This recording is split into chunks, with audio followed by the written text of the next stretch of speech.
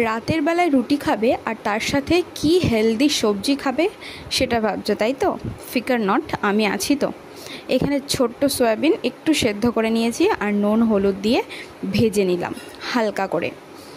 এবার সেই কড়াতেই কিন্তু একটু তেল দিয়ে তেজপাতা, শুকনো লঙ্কা আর একটু 5 ফোড়ন দিয়ে দিয়েছি।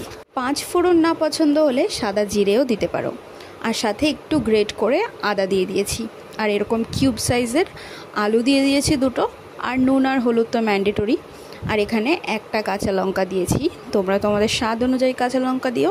সবজিতে আরও টেস্ট আনার জন্য কিন্তু একটু কুমড়ো দিয়ে দিলাম। তোমরা যারা কুমড়ো পছন্দ করো না তাদের উদ্দেশ্যে বলি, তোমরা ধরতেই পারবে না যে এটা কুমড়ো, এতটা টেস্টি হয় এই সবজিটা।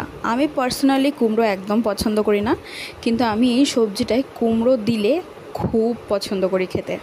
দেখো, ভালো করে একটু ভেজে নেওয়ার পর আমি কিন্তু জল দিয়ে দিচ্ছি। তারপরে অ্যাড করব জল। তারপর কিন্তু একটু চিনি দিতে হবে, যেহেতু আমি চিনি খাই না সেই কারণে একটু গুড় দিয়ে দিলাম। ব্যাস, এভাবে ঢাকা চাপা দিয়ে দেবে, নামিয়ে নিলেই রেডি।